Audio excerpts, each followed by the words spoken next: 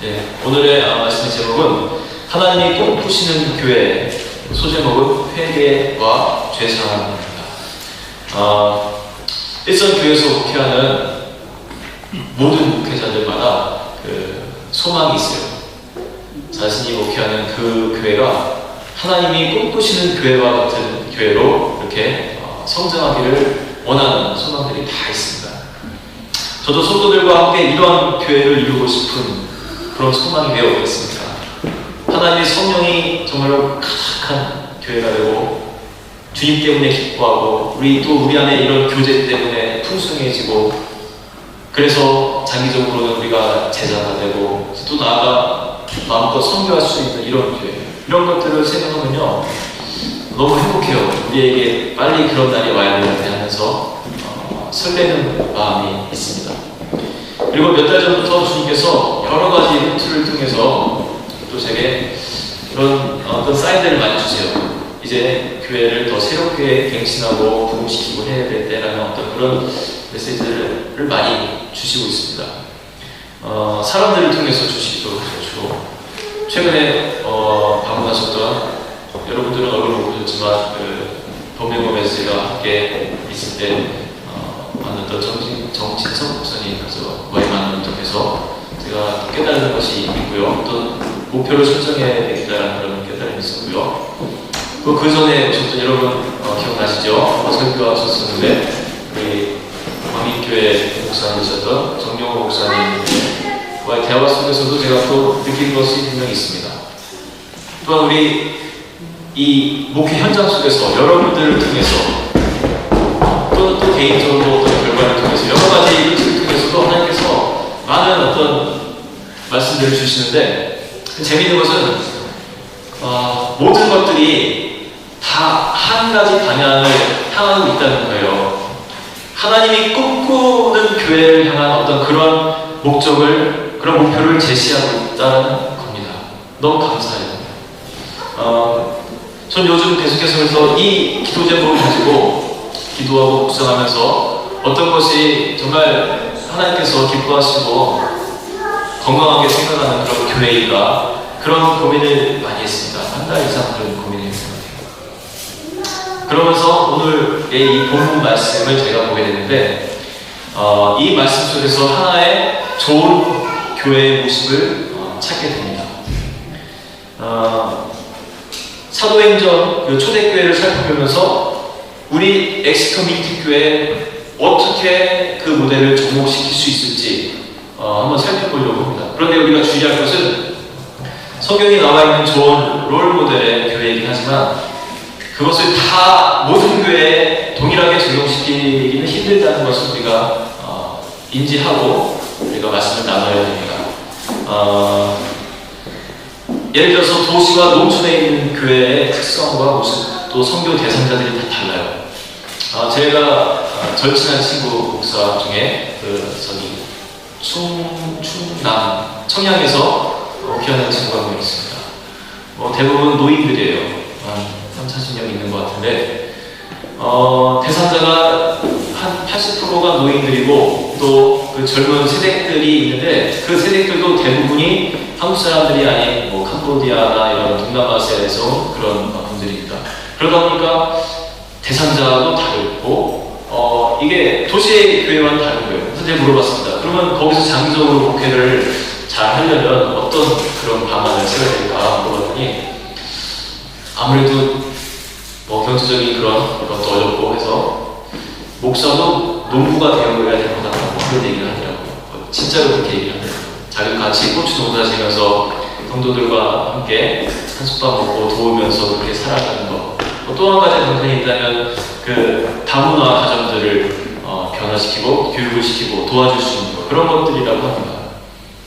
큰 도시, 서울이나 대전, 부산 이런 데 있는 교회들과 조금 달라요. 그래서 우리도 이 사도행전에 있는 아주 좋은 하나의 모델이지만 우리가 다 똑같이 할 수는 없습니다. 하지만 그럼에도 불구하고 우리는 그들의 정신을 배울 수가 있고 몇 가지 우리가 분명히 우리 교회에 적용시킬 수 있는 것이 있습니다. 그래서 저는 오늘부터 시작해서 다음 주 혹은 그 다음 주까지 이어서 하나님이 꿈꾸시는 교회라는 제목으로 소제목을 달아서 이제 말씀을 통해서 우리가 좀 배우려고 해요. 오늘 첫 번째 시간입니다. 저는 38절로 한번 가보시겠어요? 오늘 이 38절의 내용을 갖고 우리가 말씀을 나눌 텐데, 베드로가 지금 설교하는 거예요. 초대교회에서 지금 저와 같이 그 당시에 베드로가 목회자와 같은 그런 입장이었으니까 강단에 서서 그 모여있는 사람들에게 소리를 높여서 외쳤습니다. 우리 박군사님 한번 읽어주시죠. 베드로가 이르되 너희가 회개하여 각각 예수 그리스도의 이름으로 세례를 받고 죄사함을 받으라. 그리하면 성령의 선물을 받으리니. 아멘. 이때 베드로가 굉장히 강하게 외쳤어요. 소리를 높여서. 그렇게 성경은 기록하고 있습니다. 그런데 우리가 재밌는 것이 이 설교를 듣고 있던 대상자였습니다. 예루살렘에서 지금 사람들이 모여있거든요. 거기에 있는 그 성도들의 대부분의 사람들은 유대인들이었어요. 유대인들이 누구냐면은 우리와 같은 사람들, 그러니까 하나님을 이미 믿고 있던 사람들입니다. 그런데 그 사람들을 향해서 오늘 이 말씀을 전한 겁니다. 너희가 회개하여 각각 예수 그리스도의 이름으로 세례를 받고 죄 사함을 받으라. 그리하면 성령의 선물을 받으리니 라고 외친 겁니다. 이미 믿고 있는 사람들에게, 이것은요 듣고 있는 그 청중 유대인들에게 굉장히 자존심 상하는 얘기였어요. 기분 나쁜 말이었어요. 내가 이미 세례를 받았는데, 다 받았거든요. 그런데 또 세례를 받으라고 하니까 좀 언짢을 수도 있는 이야기였습니다. 오늘날 여러분에게 와서 현우, 너 보니까 예수님의 영이 네 안에 없다고 가서 감을 끌고 와서 세례를 준다고 그렇게 생각해보세요. 그러면 기분이 묘할 거예요. 누가 저에게 와서 그렇게 얘기하면 이게 하나님의 음성인 것 같기도 하면서 또 아닌 것 같으면서 기분이 묘할 겁니다. 바로 그런 심정이었음에도 불구하고 그들은 이 메시지를 들었던 거예요. 물론 여기서 예수 그리스도로 세례를 받으라는 말은 직접 똑같이 세례를 받으라는 말은 아니었습니다.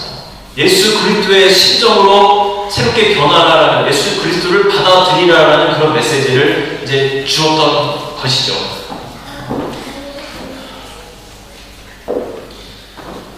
그런데 우리는 이 베드로의 설교를 통해서 무엇이 건강한 교회를 이루는 첫 번째 요소인지 알 수 있습니다. 첫 번째 요소는 회개와 죄사함이 있는 공동체라는 겁니다. 이게 우리가 가져야 될 첫 번째 요소예요. 건강한 교회, 하나님이 꿈꾸시는 교회로 나가기 위한 첫 번째 방법은 바로 회개와 죄사함입니다. 그런데 안타깝게도 제가 볼 때는 요즘 사람들은 이 문제에 대해서 심각하게 받아들이지 않는 것 같아요. 회개라는 말, 죄사함이라는 말 별로 관심이 없어 보이는 듯합니다. 제가 여고교회를 다니면서 종종 설교를 합니다. 부족한 언어지만 그래도 최선 다해서 그들에게 설교를 하면서 질문을 해봤어요. 여러분 삶에서 정말로 회개하면서 예수님 때문에 물어본 적이 언제 있습니까? 최근에 언제 있습니까? 물어봤습니다. 영국 사람들은요, 되게 조그마한 질문에도요 대답을 참 잘해요. 막 이렇게 반응이 빨리빨리 와요. 우리나라 사람들은 성향에 따라서 또 교회 분위기에 따라서 약간 다르기도 한데, 영국 사람들 보면 잘 모르는 사람들끼리도 많아, 헬로하고 막 그러지 않습니까? 그런 것처럼 예배 때도 별거 아닌 것에도 반응이 막 크고 막 그래요. 그러면 이렇게 대답하거든요. 그런데 저의 이 질문에는, 제가 많은 교회에서 이 질문을 던져봤는데 진짜 단 한 명도 대답한 사람이 없었습니다. 그래서 또다시 물어봤습니다. 그러면 여러분 인생 중에서 단 한 번이라도 여러분 죄를 갖고 회개하면서 예수님 때문에 물어본 적은 한 번이라도 있습니까? 라고 물어봤더니 그거에 대한 응답조차도 없었습니다. 보통 고개라도 되게 잘 끄덕거리거든요. 그런데 이 질문에는 아무도 없었습니다. 제가 얼마 전에 우리 미트교에서 설교할 때 그 질문 던졌고 예배가 마친 후에 한 할머니께서 눈물을 보이시면서 참 고마운 말씀이었다고 저에게 책임중이 되는 그런 말씀이었다고 하면서 되게 감사하는 모습인데 제가 본 유일한 사람이었습니다. 눈물을 흘리는 사람. 여러분 이게 비단 영국교회에만 해당하는 말씀입니다. 여러분의 삶에는 어떠세요? 여러분 한번 질문해 볼게요. 여러분 최근에 회개하면서 눈물을 흘렸던 때가 언제 있습니까? 생각나는 분 한번 손들어 보세요. 저는 지난달쯤이었던 것 같아요. 뭐 이렇게 얘기해 보세요. 여러분 언제 눈물 흘리면서 여러분 죄 때문에 가슴 아파하고 물어본 적 있습니까?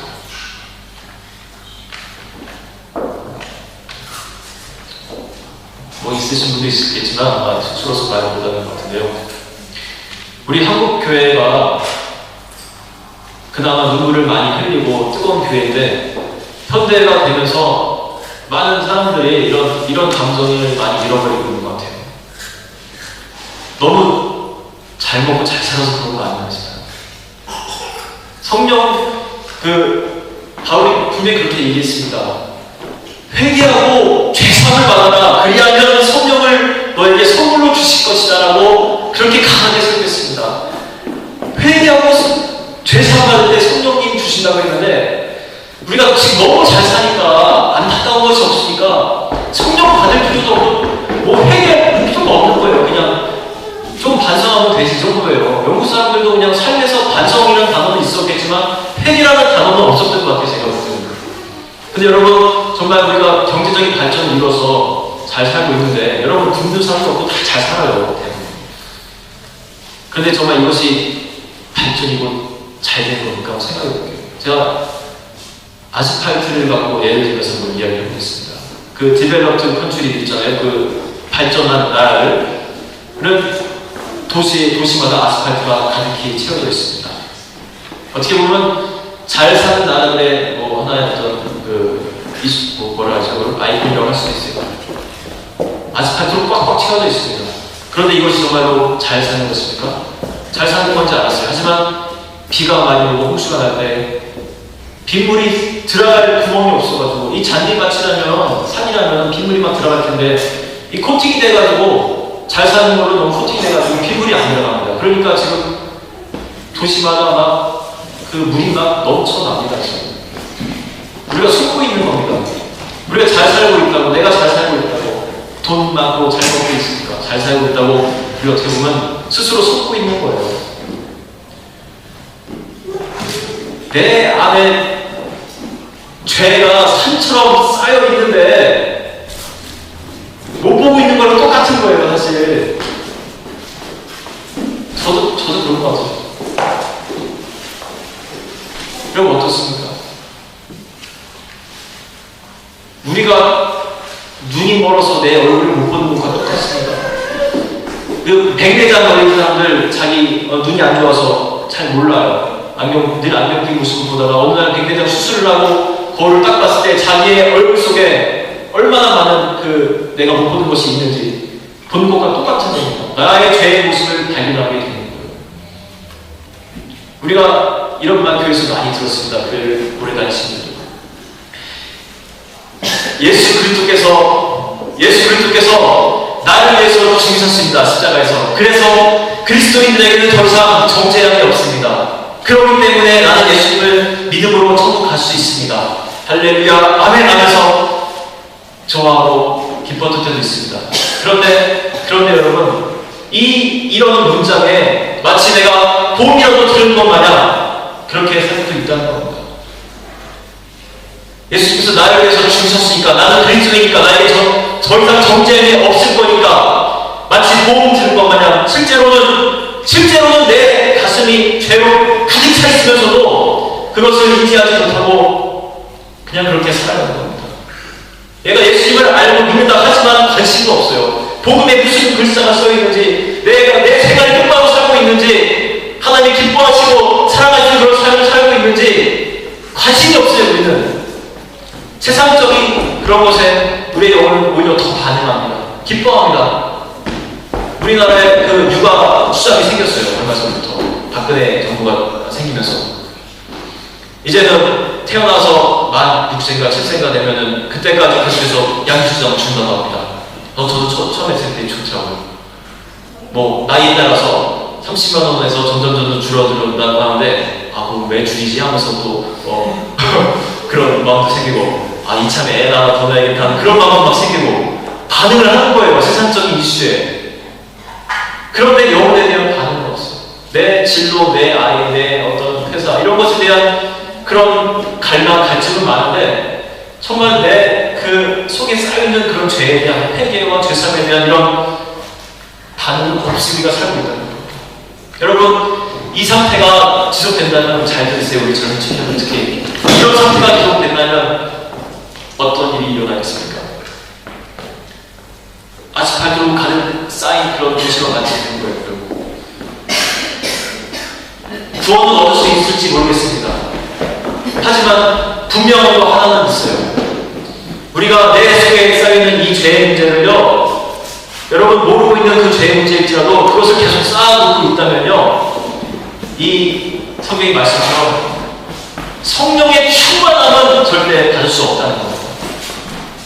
회개하지 않는 이상, 죄사함 해결하지 않는 이상 성령의 충만만큼은 받을 수가 없다는 것이 성경의 말씀입니다. 제가 오늘 이 설교를 준비하면서 하나님이 꿈꾸시는 교회를 제가 기도하면서 이제 묵상하면서 제가 또 설교 준비하고 그렇게 하겠습니다. 그런데 이 말씀 보면서 저에게 처음으로 첫 번째로 던지신 말씀이 바로 이거였습니다. 한 목사야, 네가 먼저 회개해라. 네가 먼저 죄사하라. 그거였습니다. 네 속에도 지금 죄가 많이 쌓여있지 않냐? 자세히 봐라. 산까지는 아닐지언정 얼마만큼 죄가 있지 않냐? 그것부터 해결해라. 그러면 내가 너에게 성령을 줄 것이고 더 풍성하게 줄 것이고 그 은혜가 그 교회에 퍼져나가면서 모든 이들이 회개하고 성령 충만받는데 교회는 자동으로 변화되고 성장하고 갱신될 것이다 라는 그런 메시지를 주셨습니다. 그래서 하나하나 끄집어냈습니다. 자꾸만 지금도 계속 끄집어내고 있어요. 제가 기억하지 못하는 것들까지도. 내가 회개할 것이 무엇입니다.